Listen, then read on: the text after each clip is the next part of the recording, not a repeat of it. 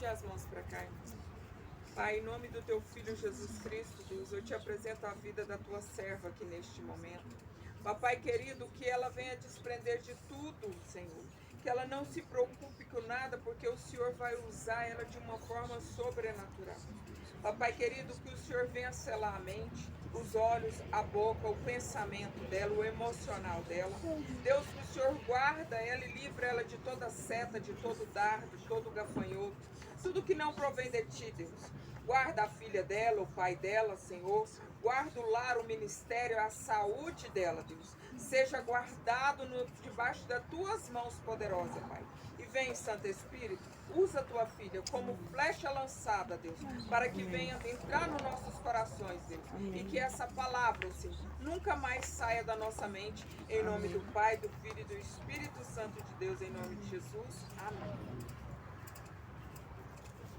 Glória a Deus.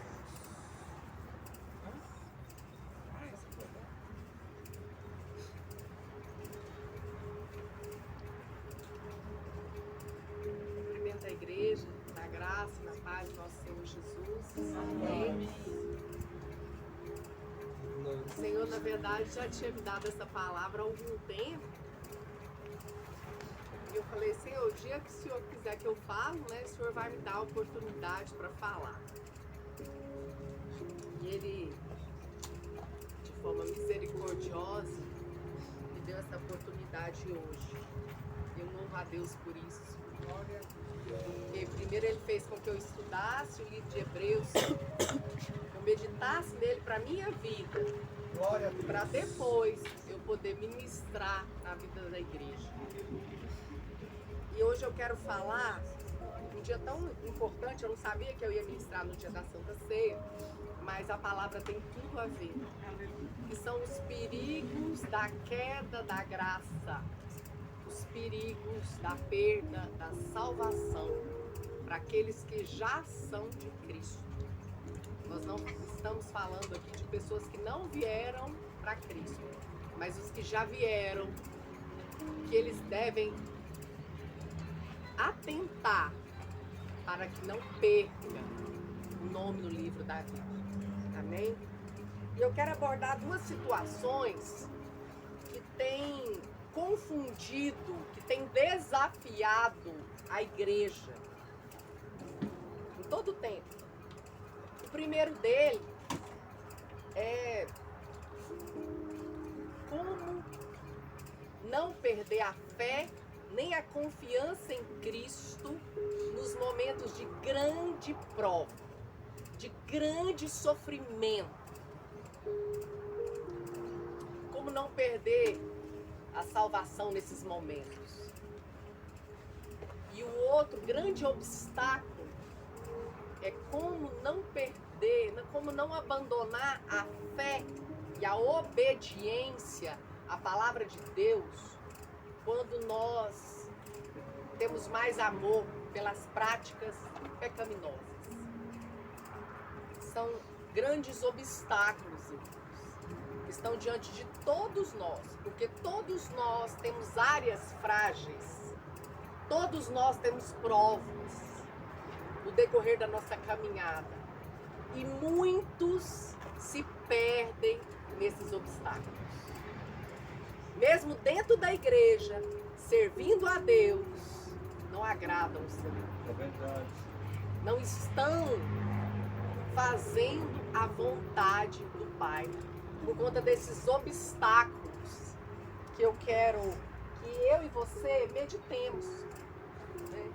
A primeira delas, que é essa questão do sofrimento, a dificuldade de continuar com o primeiro amor, caminhando na santidade, quando nos abate algo que nos massacra a alma, alguma enfermidade, alguma perda, alguma coisa que Deus não muda, e você começa a perder a sua fé na bondade de Jesus. E ao perder essa fé, você passa a estar em desobediência aos princípios do Senhor. E eu quero trazer o maior exemplo que a gente pode ter, que está em Hebreus 5, do 6 ao 9, quem tiver com a palavra e quiser acompanhar, que é a experiência de Deus vivo, Jesus, na carne. Diz assim: o qual nos dias da sua carne, após ter oferecido orações e súplicas com grande clamor e lágrimas, aquele que podia livrá-lo da morte, e foi ouvido naquilo que mais temeu. Embora fosse um filho, aprendeu a obediência por meio das coisas que sofreu. E tendo sido aperfeiçoado, tornou-se o autor da eterna salvação para todos os que lhe obedecem. Chamado por Deus, sumo sacerdote, segundo a ordem de Melquisedeque. Aqui é o processo de Cristo, né? Mesmo sem pecado, por estar na carne e para nos dar exemplo, ele viveu vale. Ele viveu sofrimento. E mais do que isso, Deus permitiu que o seu único filho sofresse. E nós, muitas vezes, não aceitamos que Deus nos faça sofrer, nos faça passar por lutas. E por que Deus, na sua infinita misericórdia, não atendeu aquela oração sincera? Porque Jesus estava cheio já do Espírito Santo. E certamente, pela palavra, ele orou com toda sinceridade, com toda lágrima. Então não foi uma oração errada. Não foi. Mas nós precisamos de entender o porquê Deus, muitas vezes, não responde a nossa oração. E o nosso senso de justiça grita: Senhor, fazei justiça. Me tira desse sofrimento. Afasta de mim esse cálice. Mas, no entanto, nós temos que lembrar que após essa frase de Jesus, ele diz assim: mas que seja feita a tua vontade. Aleluia. Aleluia. Glória a Deus. Quantos de nós ficamos só com a primeira parte do clamor do Senhor, mas não permitimos que Deus faça a vontade dele na nossa vida? Jesus aprendeu a obedecer por meio das coisas que sofreu. Sabia que o sofrimento é um professor? E nós vemos o sofrimento como obra de Satanás. Não. Aqui não foi Satanás que oprimiu Cristo. Não foi Satanás que permitiu que Cristo sofresse. Aqui é o próprio Deus vivo permitindo o sofrimento de Cristo. Para quê? Porque ele, como estava na carne, ele não estava com toda a sua graça de Deus. Ele foi destituído da glória e veio como homem. Embora não pecou, ele veio como homem. E aqui ele teve que ser aperfeiçoado no sofrimento. E o que ele mais temia, lhe acometeu. Então a resposta de oração não veio. Mas ele soube aprender com o não de Deus. O não, o tempo de Deus. E muitas vezes nós nos perdemos. Perdemos a salvação porque não aceitamos o não de Deus. Não aceitamos o tempo de Deus. O processo de aperfeiçoamento em nós. Porque nós sim somos pecadores. Nós precisamos sim ser santificados. Mas Cristo nos ensina a como fazer isso. E é interessante uma coisa que deu, assim, que a gente quando não estuda muito bem a salvação, a gente pode se confundir. E é interessante porque ali, Olha que coisa interessante. Jesus, tendo sido aperfeiçoado na obediência, mesmo no sofrimento, aí sim ele pode ser autor da eterna salvação para quem? Para aqueles que creem? Não. Para aqueles que obedecem. E qual é o problema de muitos que estão se perdendo a salvação? Porque só crê, mas não obedece. E a salvação eterna é para quem obedece. Porque a palavra de Deus diz: aquele que me ama, me obedece. E nós precisamos permanecer firmes em santidade, guardando os princípios, mesmo no sofrimento. Porque muitos endurecem o coração quando passam a sofrer. E passam a achar que a palavra de Deus não é verdadeira. E que o Senhor não é tão bom, nem tão justo. E se perde a salvação, porque endurece. É a mágoa, é a raiva de Deus, a ira. Por Deus não está fazendo a vontade nossa. Mas o Senhor não tem compromisso com a minha nem com a sua vontade. O Senhor tem compromisso com a verdade dele. Ele tem compromisso com a sua santidade. Pague o preço que eu e você pagar. Nós precisamos ser santos. Nós precisamos de ser humilhados e humildes diante da vontade do Senhor. Para que aí sim, no tempo certo, sejamos abençoados e exaltados pela nossa obediência à palavra de Deus. E é interessante porque quando eu estava estudando aqui, eu mesma fiz a questão. O senso de justiça nosso é tão forte, né?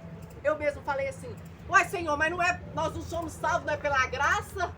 Não é pela fé? Não é pelas obras? Como diz em Efésios 6. E o Senhor me fez meditar nessa frase que a gente fala com tanta facilidade, né? Sem entender uma parte de Efésios 6. Que diz assim: nós somos salvos sim, pela graça por meio da fé. Isso não vem de vós, para que ninguém se glorie, mas é dom de Deus. Não vem das obras, para que ninguém se glorie.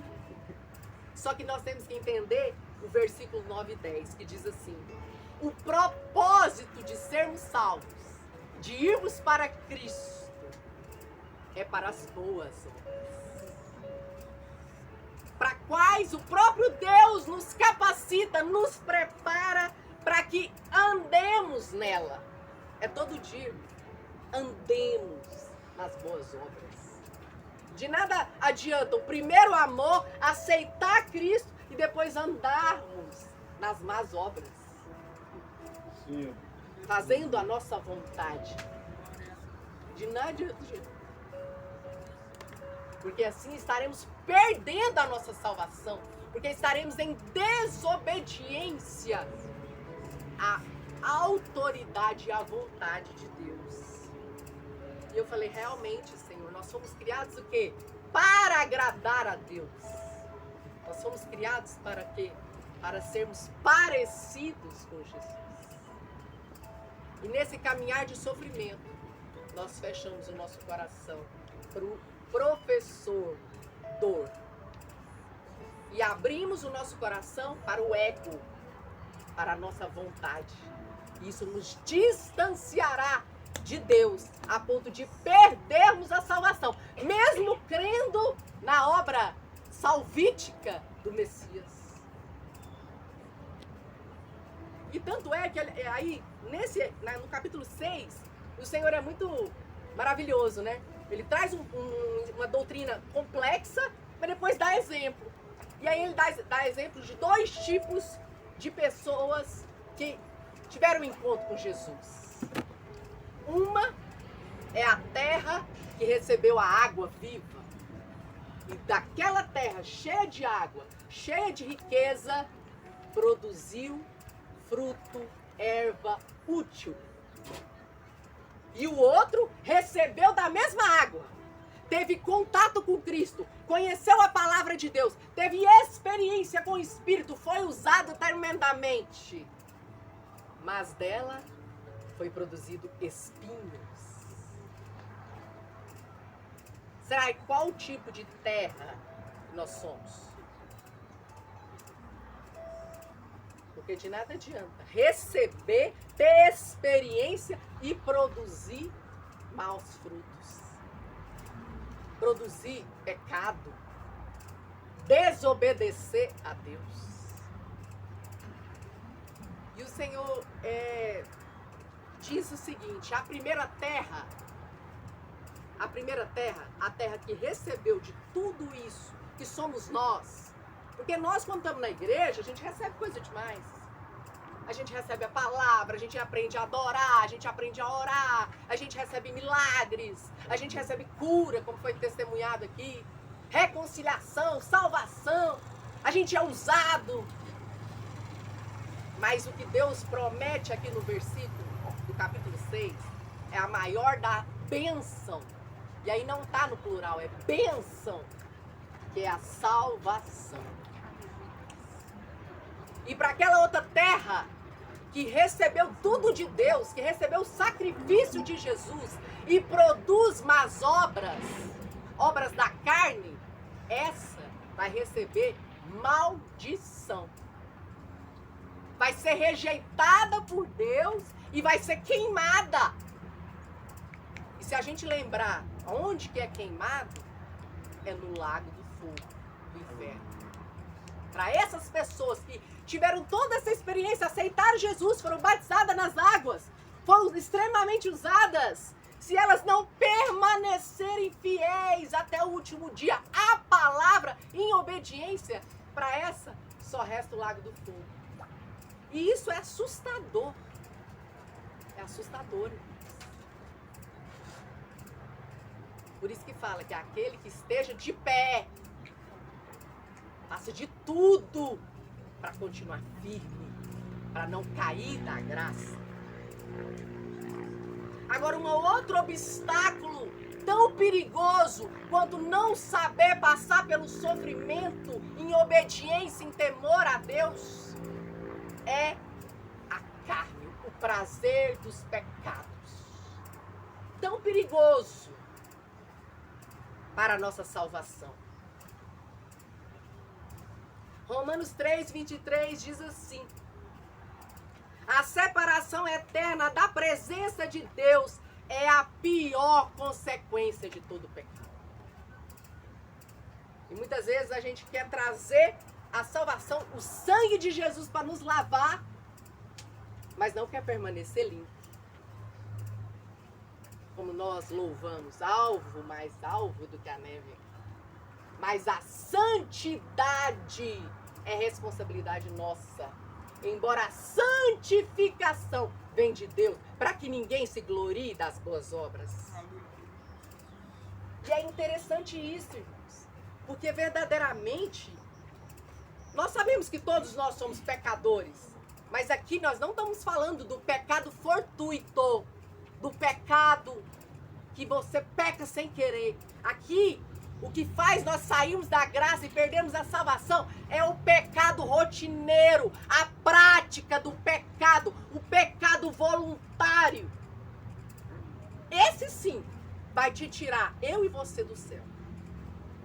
Porque também é desobediência à vontade de Deus, que nos criou para ser a imagem e semelhança dele. Então nós temos que nos analisar hoje, todos os dias. Será que eu estou amando mais o meu pecado de estimação? Ou estamos amando a vontade de Deus, de sermos santos?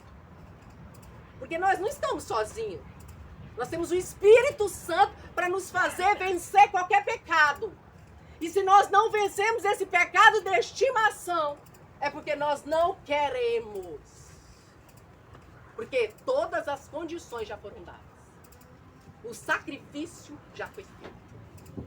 E o Espírito Santo está estendendo a mão através da graça imerecida. Eu te ajudo a vencer esse pecado. Porque, irmãos, se pecarmos voluntariamente depois de termos recebido o conhecimento da verdade, já não nos resta mais sacrifício pelos pecados. E a nossa consequência será uma expectativa terrível de juízo, ardente, como adversários do Senhor. E quando eu li isso, eu fiquei chocada. Nós de filhos nos tornaremos o quê? Adversários de Deus. A graça não é de graça. E isso também nos choca. Porque nós queremos uma vida cristã muito tranquila, muito gostosa, muito abençoada, mas não queremos fazer como Jesus, sacrifícios do ego, do eu. Seja feita a tua vontade, Senhor, e não a minha. E isso é fundamental para não perdermos a salvação. No capítulo 10 de Hebreus, eu vou ler rapidamente, porque para muitos isso aqui é difícil. É difícil porque nós pegamos versículos isolados da graça, da salvação e justificamos a vida pecaminosa, a vida em desobediência a Deus, e somos santos, lavados no sangue. Mas não é assim. Não é assim que a palavra nos ensina. Vamos ler o versículo 28. Olha aqui, irmãos. Isso aqui também me deixou muito... Eu já tinha lido Hebreus, mas quando o Senhor traz a revelação é diferente. O Senhor disse assim... Olha o que Jesus disse, hein? Olha o que Deus disse. Aquele que desprezou a lei de Moisés morreu sem misericórdia sobre 2 ou 3 testemunhas. Com quão maior castigo pensai vós que será julgado merecedor aquele que pisar o Filho de Deus e tiver por profano o sangue do pacto que foi santificado e ultrajar o Espírito da graça? Coisa terrível é cair na mão do Deus vivo. Sei o quê? Do Deus vivo, coisa terrível. Isso aqui é pra gente conhecer um pouco mais de quem é Deus. Ele está comparando 2 tipos de aliança. A aliança da lei, do povo judeu, com a aliança da graça, da igreja. E ele está dizendo que na época que o povo de Deus estava no deserto e aprendeu toda a palavra de Deus e desprezou essa lei, só 2 ou 3 saíram vivos. Ninguém entrou na terra prometida daqueles que desobedeceram e idolatraram e desprezaram as orientações do Pai. E agora ele fala uma coisa que tem que nos trazer tremor e temor.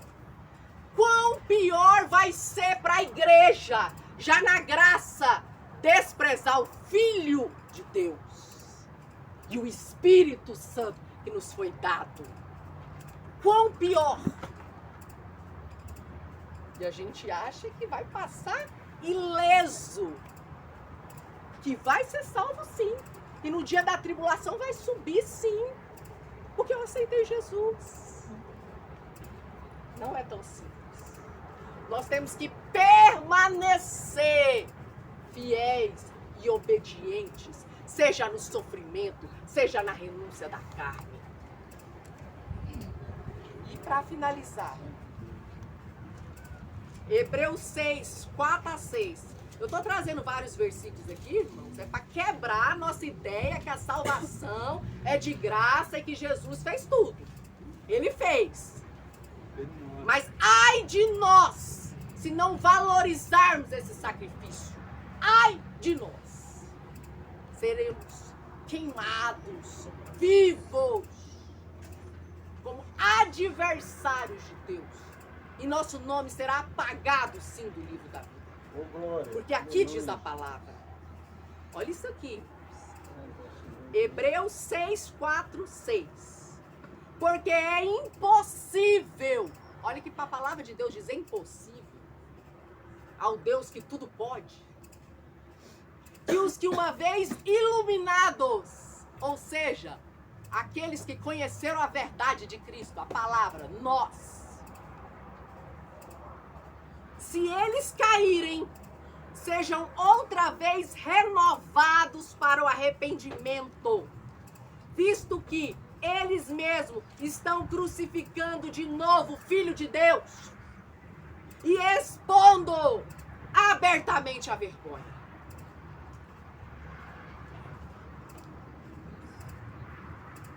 Cuidado em permanecerdes na obediência, desobediência. Cuidado. A nossa mente vai ser cauterizada, o nosso coração vai ser endurecido a tal ponto que nem o arrependimento lá, quando aceitamos Jesus e mudamos totalmente de vida, pode nos fazer voltar a esse lugar. Nem o Espírito Santo pode nos fazer voltar a sentir aquele arrependimento. É impossível aqueles que pecam voluntariamente e vivem na prática do pecado voltar a serem salvos, voltar a serem renovados, voltarem a confessar Jesus. É impossível para essas pessoas voltar a crucificar Cristo de novo, porque elas já receberam o perdão dos pecados, já foram lavadas, já foram remidas e desprezaram tudo isso por conta da prática do pecado ininterruptamente. Tiago chega a dizer que para essas pessoas não adianta orar. Isso não choca. Não adianta orar para certas pessoas mais. Elas já estão cauterizadas, a mente e o coração, no pecado, na desobediência, na justiça própria.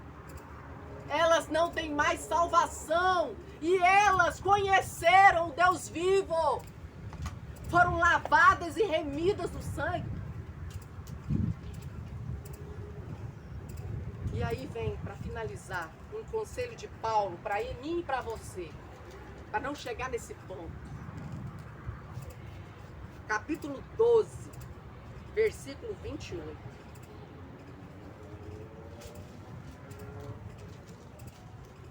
Diz assim: portanto, tendo recebido um reino que não pode ser removido, retenhamos a graça pelo qual podemos servir a Deus. Olha isso aqui, igreja. De forma aceitável. Existe forma de servir a Deus que não é aceitável. Aleluia. Com reverência e temor divino. Não adianta servir a Deus sem reverência e sem temor. Deus não aceita esse tipo de servo. Porque o nosso Deus é um fogo consumidor. Para aqueles que creem que Deus é só amor, olha o que a palavra está falando. Ele é fogo que consome, que matou o povo dele, escolhido e amado. E pior será o castigo para a igreja, para os crentes que conheceram Jesus, conheceram a obra salvífica dele e desprezaram por questões de sofrimento, por não aceitar o processo ou por amor ao pecado. Ai desses chamados de rivais de Deus. Esses, com certeza, só terão o juízo final, ardente no fogo do inferno. Ô, glória. Isso é algo difícil para nós de aceitar. Porque quando alguém chega a nos constranger, a nos admoestar, falando: irmão, olha o que você está vivendo. Isso não é de Deus, isso não é a vontade do Senhor, isso está contra a palavra do Senhor. Ontem eu estava conversando com um homem que foi usadíssimo por Deus, que se honra de falar que tem Bíblias raríssimas, que tem um baú com as Bíblias mais caras, que é teólogo, que é professor de teologia, e tudo mais, e que Deus já usou ele tremendamente. Quando eu conversando com ele, ele me falou assim: mas eu creio que eu posso namorar sim, tendo sexo. Que o sexo não é no casamento. O que ele fez? Pegou todo o conhecimento que Deus deu, todo o aparato para levar salvação à igreja.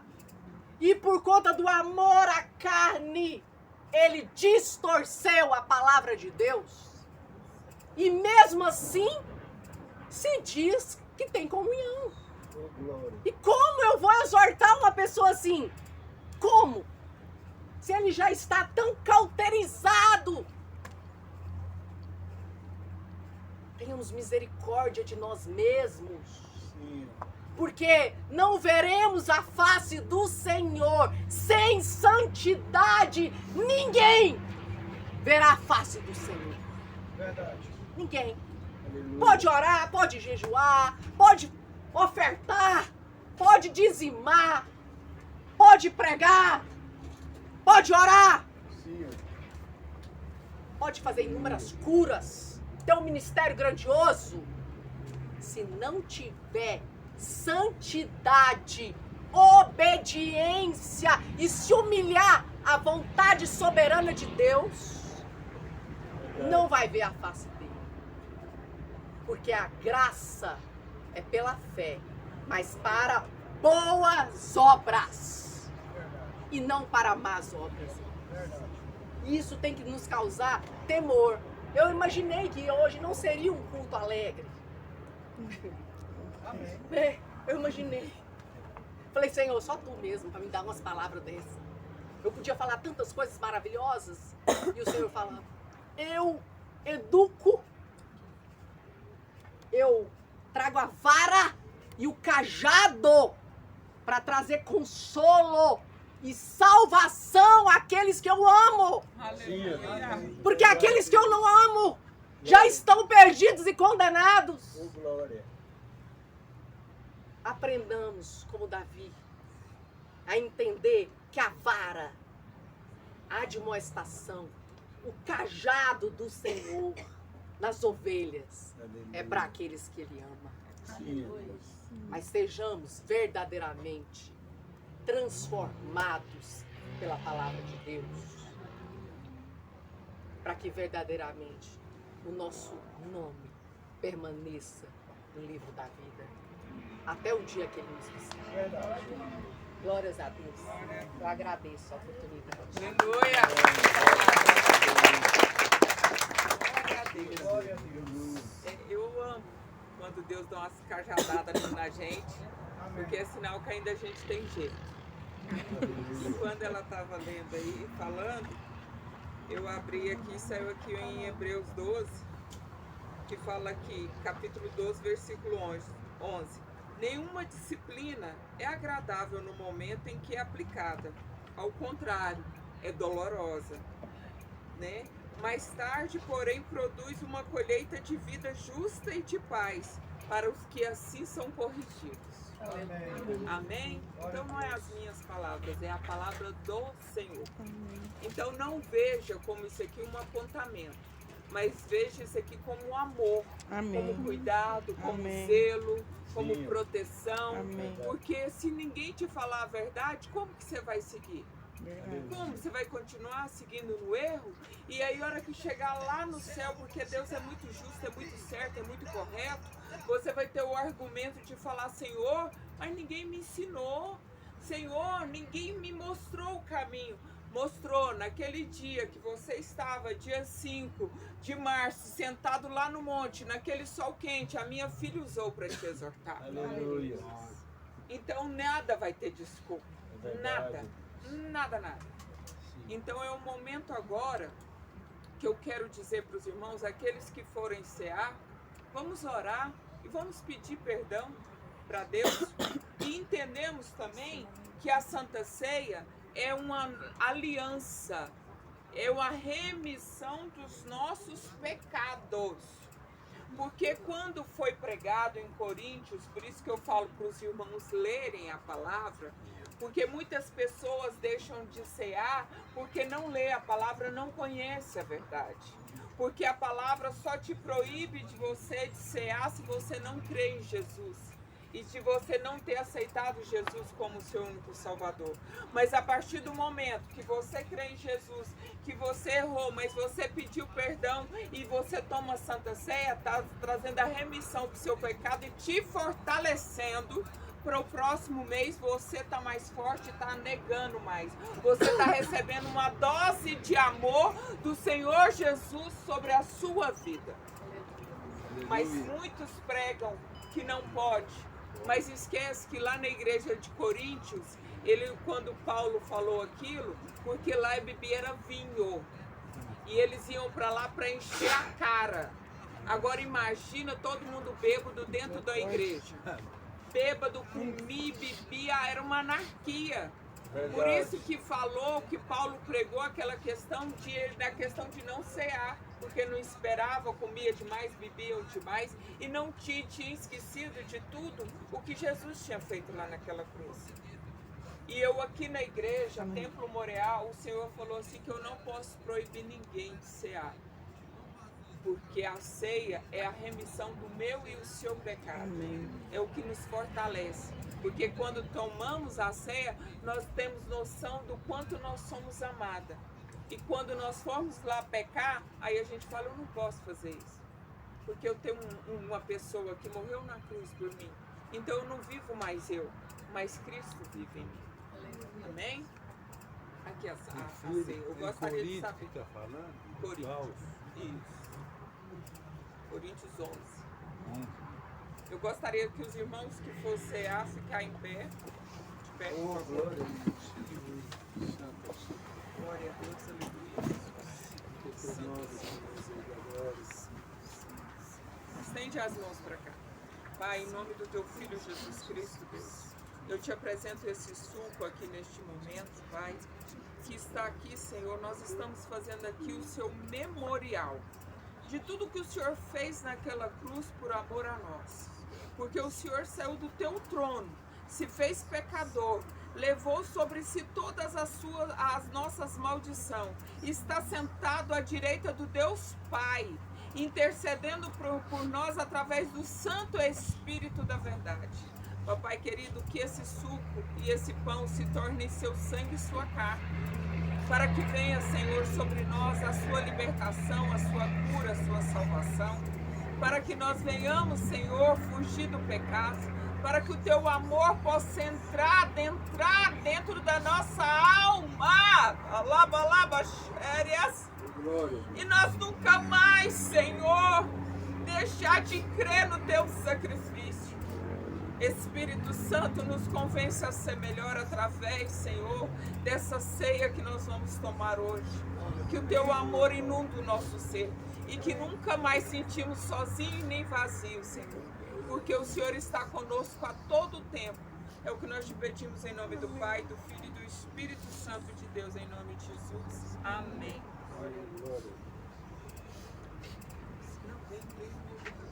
Não vai voar.